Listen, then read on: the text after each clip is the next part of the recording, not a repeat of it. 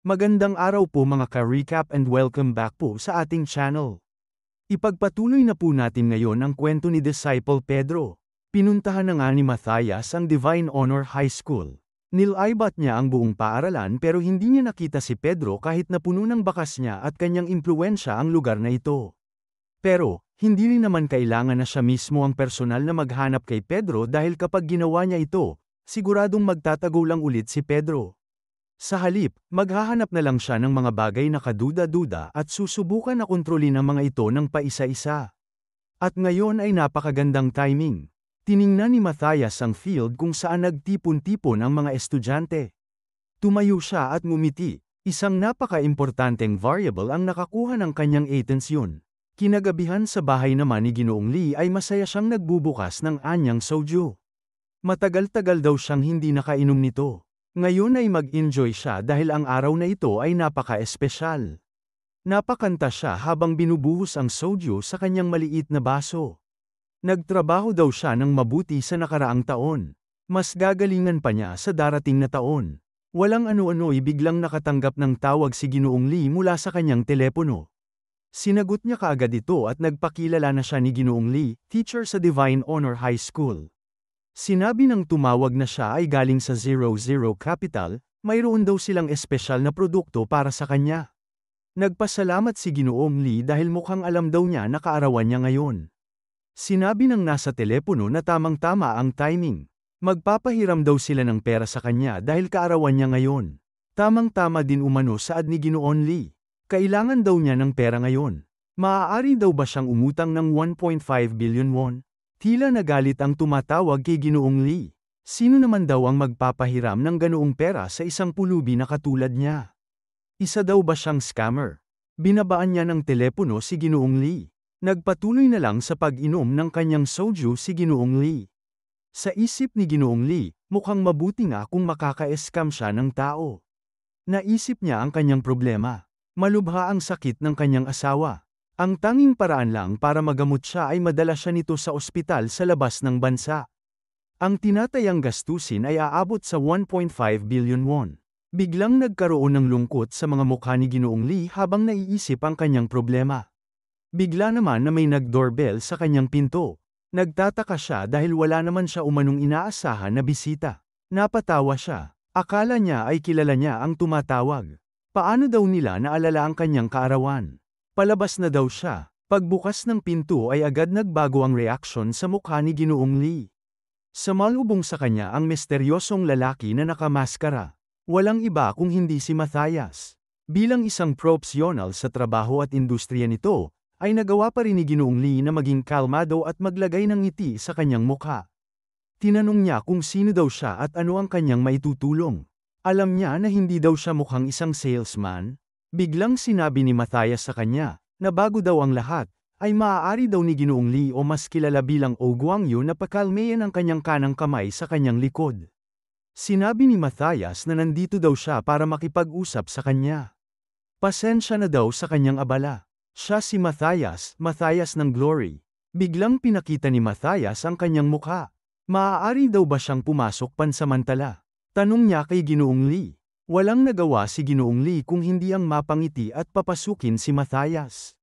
Kumukulo na ang tubig na pinakulo ni Ginoong Lee pero tila hindi siya gumagalaw. Habang tinapon naman ni Matthias yung kutsilyo sa lamesa, ito ang kutsilyo na nasa likod kanina ni Ginoong Lee. Tiningnan ni Matthias ang litrato ni Ginoong Lee kasama ang mga estudyante nito na si Yuna, magkapatid na Dokgo, at Kim Sun-go pero nakatalikod lang naman ito. Sinabi ni Matthias na mukhang isang magaling na teacher si Ginoong Lee. Narinig daw niya na isang may kakayahan din na miyembro si Ginoong Lee ng Glory sa nakaraan. Nakaka-inspire daw na makita na nagawa at na-adopt ni Ginoong Lee ang kanyang tungkulin sa paaralan. Natawa lang si Ginoong Lee. Nakita daw ba niya kung paano siya nakakalbo? Ang mga kabataan daw ay tinututing na lamang siyang bilang parang ordinaryong kapitbahay na uncle. Wala umanong mapayapang araw sa kanyang trabaho. Pero pinagpapawisan na si Ginoong Lee. Sa isip niya ay nandito sa bahay niya si Disciple Matthias ng Glory. Bakit? Ano daw ang kailangan niya sa kanya? Nagulat si Ginoong Lee nang biglang sinagot ni Matthias ang tanong na iniisip niya. Kooperasyon. Ito ang kailangan niya. Napagtanto daw niya na si Pedro ay may kaugnayan sa paaralan.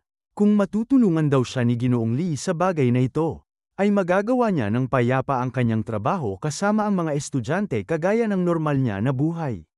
Pero ganoon pa man, kung hindi daw sapat ang kooperasyon niya, lahat ay mamamatay. Biglang binasag ni Matthias ang picture frame na hawak-hawak nito. Pinagpapawisan na sinabi ni Ginoong Lee na maliban kung tulog siya, ay siya mismo ang nangangalaga ng paaralan. Si Pedro daw ay walang kaugnayan o anupaman sa paaralan na ito. Humihingi siya ng paumanhin dahil pumunta mismo dito ang isang mataas na opisyal ng Glory para sa wala. Pero kailangan na daw niya na umalis. Sa isip ni Ginoong Lee ay ito nga ang kanyang sinasabi pero alam niya na pupunta pa rin sa paaralan si Matthias.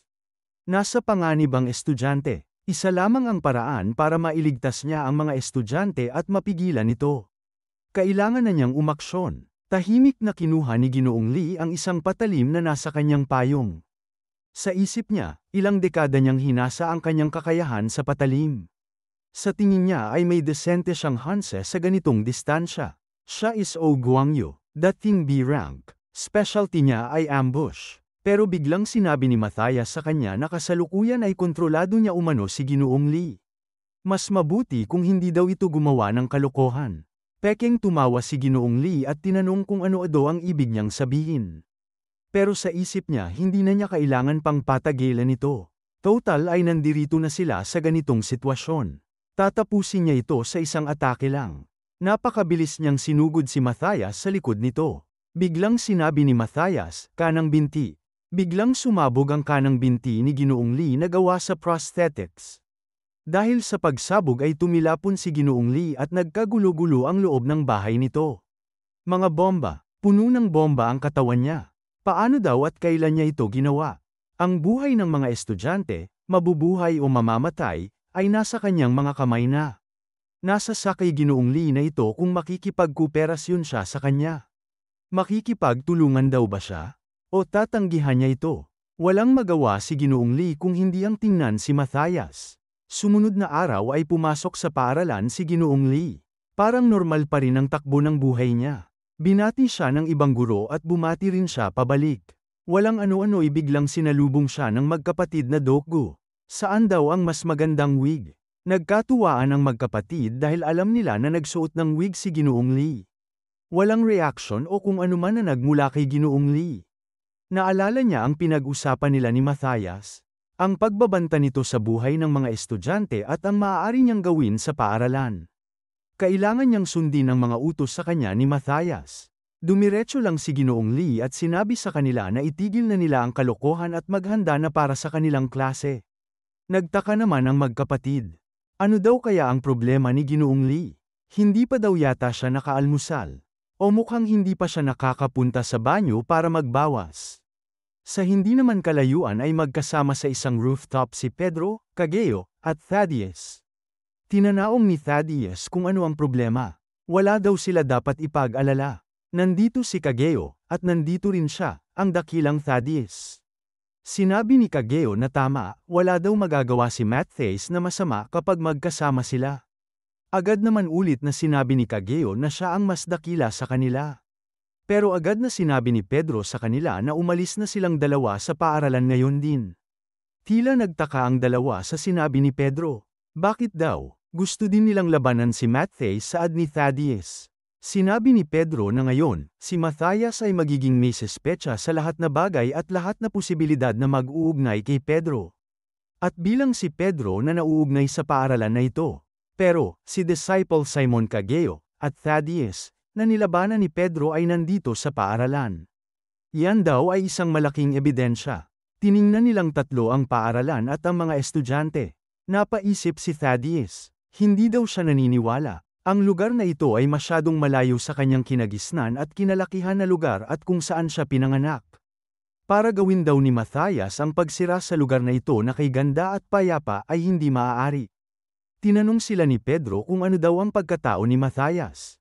Ayon kay Kageo, kilala si Matthias bilang The Living Bomb. Ang nakakatakot daw na parte kay Matthias ay ang kanyang ginagawa sa oras na magkaharap kayo. Nilalagyan niya ng bomba ang kalaban na kahit sila ay di nila alam kung kailan at kung paano. Wala rin may nakakaalam kung ano ang pamamaraan na ginagamit niya.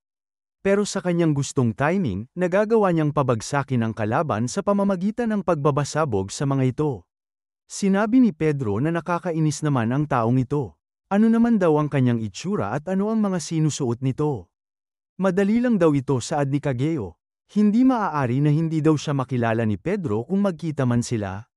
Bakit? Biglang binulong ni Kageo sa kanya ito. Nang marinig ito ni Pedro ay patuloy pa rin ang kanyang pagmasid sa mga bata. Naiintindihan daw ni Pedro, saad niya kay Kageo. Sa isip ni Pedro, ang Matthias na nilarawan ni Kageo ay isang tao na masyadong nakakakuha ng atensyon. Pero gagawin daw ba niya ito kahit ito ay mabilis makatakaw atensyon? Sumunod na mga araw, pagkatapos ng klase, ay hindi muna pinaalis ni Ginoong Lee ang mga estudyante niya. Agad siyang may tinawag at pinapasok sa kanyang klase. Isang bago at misteryosong transfer student ang bumukas ng pinto. Pinakilala siya ni Ginoong Lee na bagong transfer student. Batiin daw nila ito. Nagtaka naman ang isang estudyante kung bakit tila marami silang transfer student sa mga nakaraang linggo. Nagtaka din si Yuna kung totoo bang isang estudyante ang kaharap nila ngayon. Tahimik lamang si Pedro at nag-obserba. Naalala niya ang sinabi ni Kageo. Hindi maaari na hindi daw niya makilala si Matthias. May mga tattoo ang mukha nito. At may hindi komportableng braces ang mga ngipin niya. Agad na nagsalita ang bagong estudyante. Ito daw ba ang volunteering club? Binabati daw niya silang lahat. Mabilis na lumabas si Ginoong Lee. Tila labag sa loob niya pero wala siyang magawa. Magpakilala daw sila sa isa't isa. Tinawag siya ni Yuna pero di na lumingon pa si Ginoong Lee. Tinaong ng bagong estudyante kung sila daw ba ang mga baguhan na magiging miyembro ng Glory sa hinaharap. Nakakatuwa naman daw na makita silang lahat. Pero silang lahat daw ay mga talunan. Kinagalit naman ng ibang estudyante ang sinabi ng bagong estudyante sa kanila. Akala daw ba niya ay matatakot sila dahil sa mga guhit nito sa kanyang mukha. Simulan na daw nila ang pagbati sa bago nilang miyembro. Sabay-sabay siyang inatake ng mga estudyante pero hindi nila inaasahan ang sunod na nangyari. Napakabilis lang silang pinabagsak ng bagong estudyante at dumiretso kaagad siya kay Kim Sun-go. Binati niya kaagad si Kim Sun-go. Alam niya na siya ang kanilang pinuno. Ano kaya ang binabalak ni Matthias? Alamin po natin ito mga ka-recap sa susunod na mga kabanata. Maraming salamat po sa panunood at sana po ay nagustuhan ninyo. Please like our videos po and also subscribe to our channel. See you soon. Bye!